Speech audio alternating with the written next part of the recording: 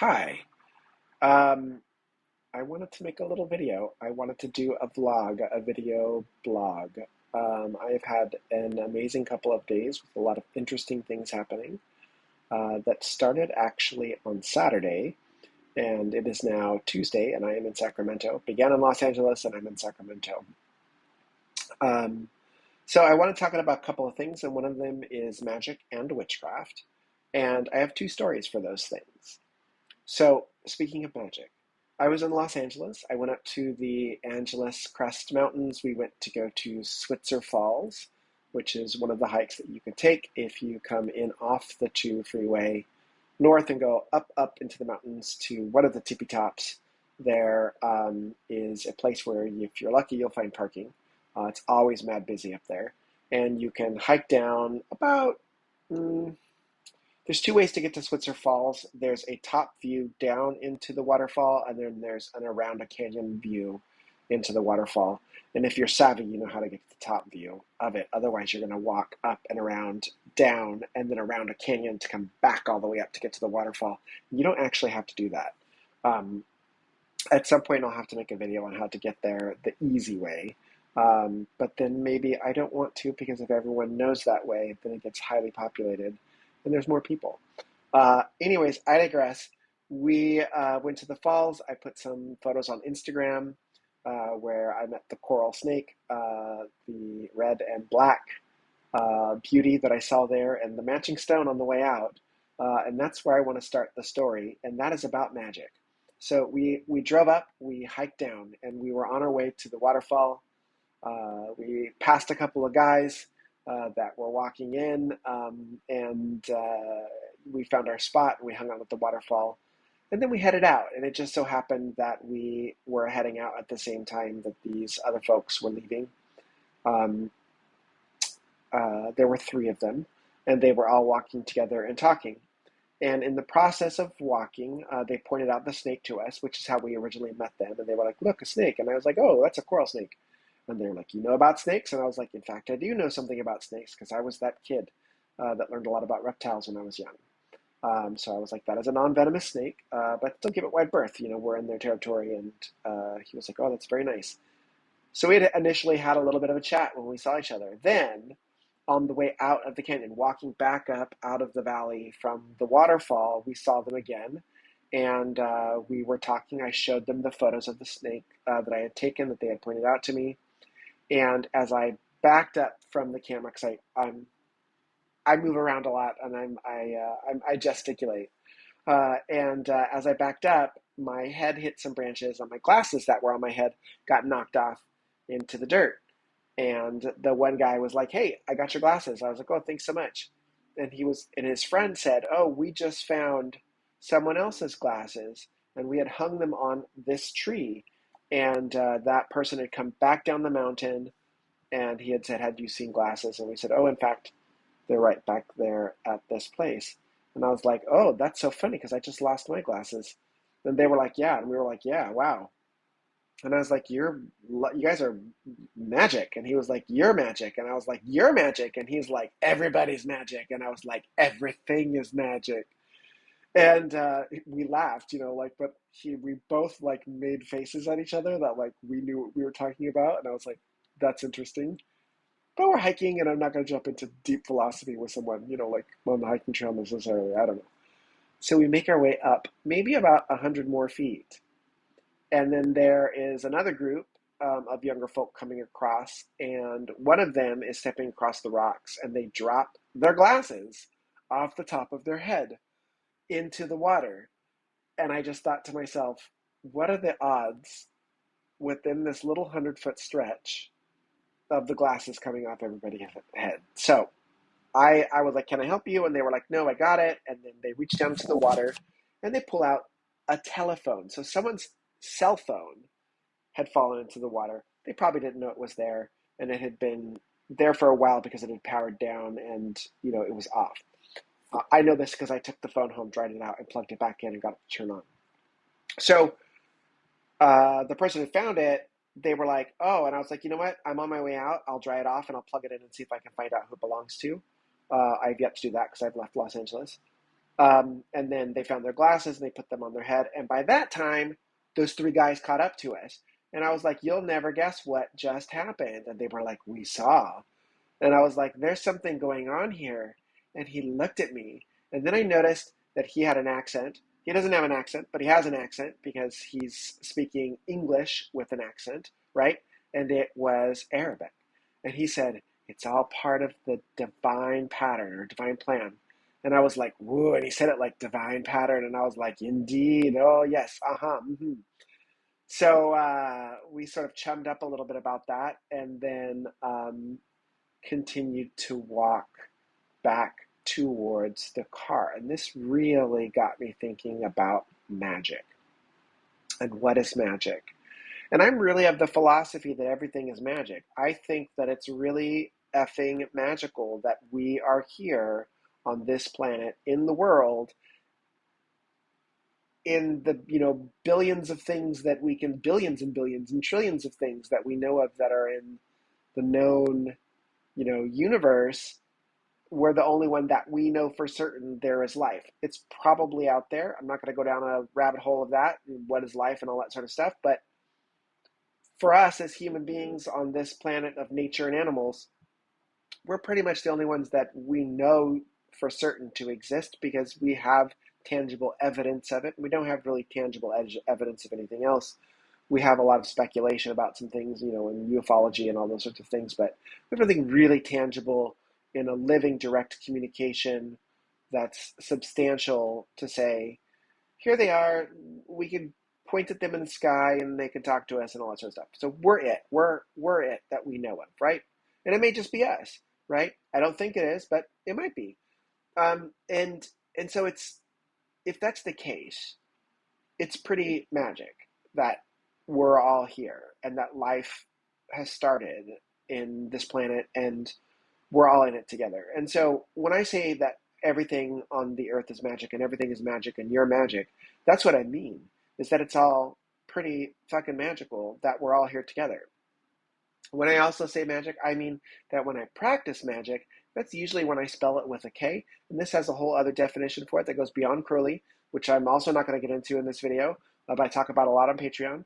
But that is, it is a practice, right? And it's not just a single practice. It is a variety of practices that use this magical technology of this planet, so to speak, that we live on to access what's here, to touch that magic and to shape it with soul or will or whatever you want to call it, that we do stuff with this. And that practice is magical, right?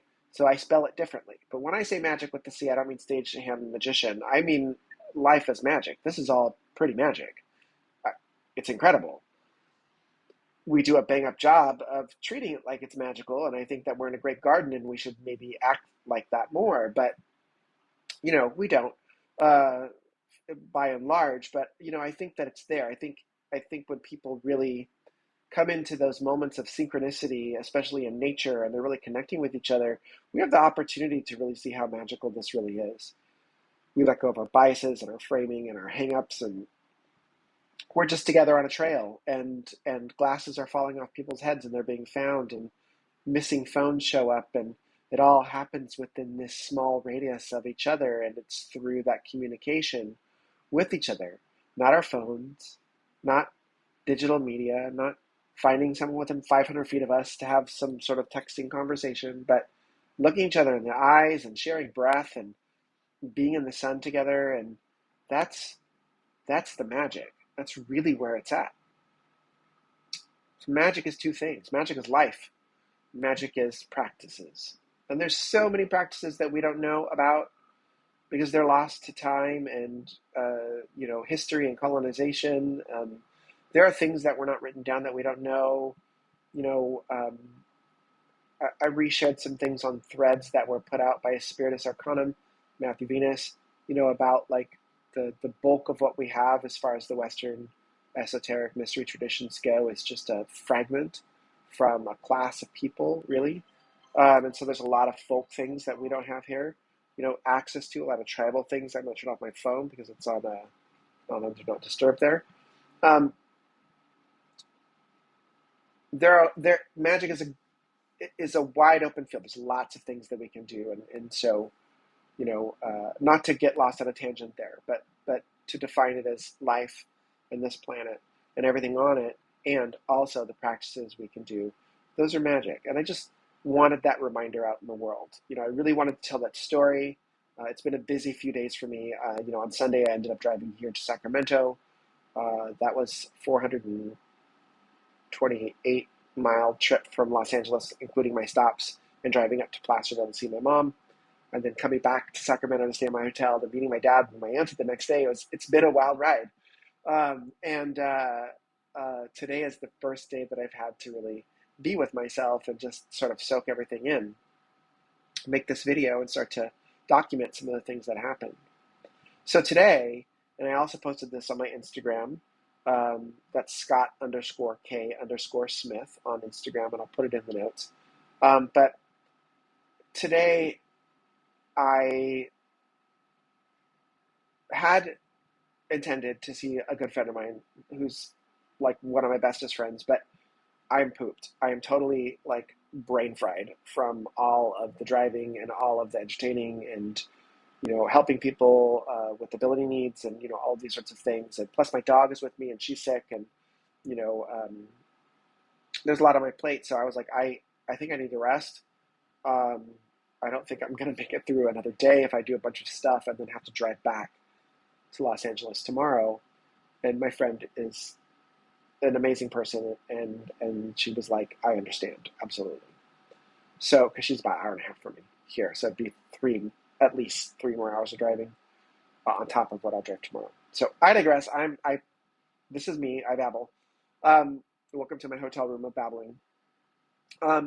So I went. I found some coffee. I went into Midtown. I went into the Lavender Heights. Right. I went to the queer area.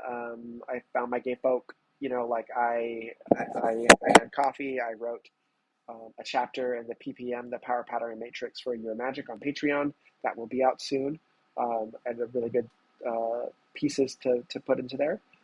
Stretched our legs walking around. Picked up some water for Miss Trixie because it's getting hot here. And then we were driving back, and I noticed that we were near the historic Central Cemetery in Sacramento. So we rolled into that gate, parked, and started to walk around. And this is where I want to talk about witchcraft.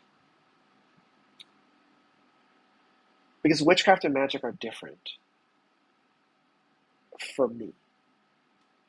I am not going to define witchcraft for other people, because I think being a witch looks like a lot of things, and that can look like a lot of different things for a lot of different people. So I'm not defining that for everyone else. But for me, witchcraft has everything to do with life and death, with dark and light, and with finding my liminal self in the middle of that, and whatever weird, beautiful person that evolves that is me in the mixture of those things really is my witchcraft. There is magic in my witchcraft because the world is magic in my philosophy. And there is magic in my witchcraft because I do magical things. I have practices which are magic.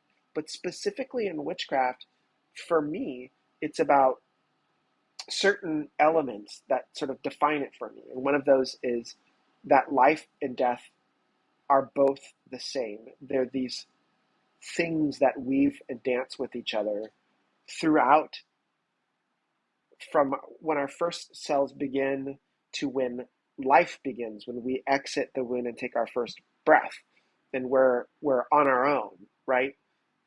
So to speak. We're still primates, and we are dependent upon our mothers, but we are living and growing, but we are dying. We are on our way to death. And that's an embrace that has to happen for me in witchcraft. So when I go to a cemetery, as it was today, and it was really, really beautiful. Like, there were poppies and bottlebrush bushes and sages and heather and dandelions and crocus, and there were so many flowers blooming in all of these historic graves. And if you're in the Sacramento area right now, get there before this heat wave really hits. I think it's going to cool down on Monday, according to the local weather folks. But before the heat really takes out all the flowers, you can really see what I think is that sweet spot that really defines what witchcraft is for me as as a philosophy or as a life, um, as living as witchcraft, which is life and death. It is that cemetery with the stone flowers, preserved, the stone names carved, into marble, the iron gates, all of these decorations to preserve the memory, and they're dead. The bodies and the remains. There's skulls and remains inside there, and old clothing and jewelry and whatever else is inside there. And then all of these flowers blooming all around it. There's all of this life blooming amidst the old trees and oaks, and it's just this really beautiful middle place. And that's the witchcraft, is that being in the middle of that life and death, living in the realization of this, that I'm in that moment of life and death. And it's not macabre, it's not depressing, it's not like I am so goth, I'm so dark, like it's not. I was a goth, and and I think people sometimes mistake what that's really about. But again, that's my opinion. But witchcraft is that thing. It is the embrace of life and death. And I said dark and light too, and I think that's because witchcraft is really tied to nature and the stars, and the earth, as much as it is to the life and death that happens within the story of those things. It's also, I think witchcraft is also relationships. It's really understanding that we're in relationship, for me, with all things. So it's not just a relationship with my dog who's laying here next to me, or my family and friends and the people that I like, but it's also a relationship with the people I don't like, the caustic people in the world who I may have to work with, but that I probably wouldn't be friends with, and in my regular choices. It's also a relationship to not just the people living, but it's to the people dead. We're I think that I have a debt of gratitude for the people that came before me, because it's through their lives that I am here. Not just my parents, but everyone in the long line all the way back that procreated to bring me into being. I am the realization of my ancestors, right? Like, maybe not the one that they wanted, like maybe they didn't think that it was going to be this queer, gay, witch guy living, you know, maybe that's not their dream for me or whatever, but like, I am the realization of all of that striving. I am the continuation of that ancestry, but it's more than just that ancestry. It's the ancestry of all things. I'm not just in a relationship with my family. I'm in a relationship with the plants and the planet, with the air in my lungs and the wind in the world around me, and exchanging with the trees. And like, there's so many things that I'm in relationship with, and I think that extends to everything that has died and gone before. Everywhere is haunted, right? There's spirits everywhere, and we're in relationship with all of those spirits, and that's witchcraft for me. Because not only is it a realization of witchcraft, but that I forge bonds and connection with those, and in those connections, I am transformed and I change. I become different because I begin to exchange with these spiritual beings, these spirits in the plants and the stones and the places and the sky and from the gods to the tiniest particles. This is witchcraft, which is the relationship between us and the planet. I think a lot of people make, witchcraft, within certain contexts because of what's available, in the world of publishing, or, might be available in your area, that, it can have flavors to it, where it's, you know, um, a variety of things. But I don't necessarily see it that way. I boil it down to, some of those things, like, that it's about nature, it's the earth and the sky story, it's the dark and light story, it's the life and death story. It's about relationships with spirits, and everything has a spirit. It's animated, it's animistic. Um, it's about forging relationships with it, and becoming and touching those spirits. Those spirits change as I change, because we form relationship with each other, which happens in any relationship. Think about how the food you eat shapes you, to the family you grew up with shaped you, to the friends you chose shaped you, to the spirits that you choose shape you. All of these things are part of the shaping of a witch. I also think that witchcraft, for me, and this probably is, influenced, by a lot of the work that I do, and where I learned a lot of things in, the lighter half of my life, like in the last, since like 2013 or 2014. I've been dedicatedly studying with Temple of Witchcraft. I went through the entire mystery school. I went through the seminary program. I graduated. I became an ordained minister. I'm a lead minister, in fact. You know, this has very much shaped me. The philosophies of our culture have shaped me. I think that being a witch is about knowledge, right? I don't think it's necessarily about faith, although there are things that I do that might mirror what faith looks like. I seek to know, I seek to learn, I seek to connect, to taste, to touch, to smell, to feel, to think about that, to know it. I think witchcraft is about knowledge, right? Tree of life, tree of knowledge, right? It's eating from that fruit in certain ways, which probably, if you're devoutly Christian, that sounds spooky, but it's not really. It's about knowing. It's about knowing the earth, and in that knowing, a deep love, a deep wisdom, and a great power is available to us that connects us more to that natural world and to, the God and within all things, not as a gendered thing, but as just as a conceptual thing, and the many faces and facets of it, and all the spirits. In that knowledge and in that relationship, it develops all of those things that we might call magic, right? Then we start to see where that crossover happens between witchcraft and magic. It's one of those places. It's the place where bridges are built.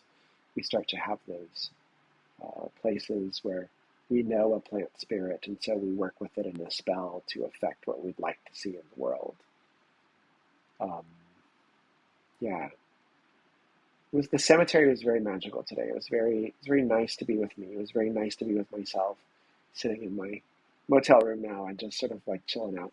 There's a little Trixie right there taking a nap next to my bedside. Um, she sleeps a lot lately.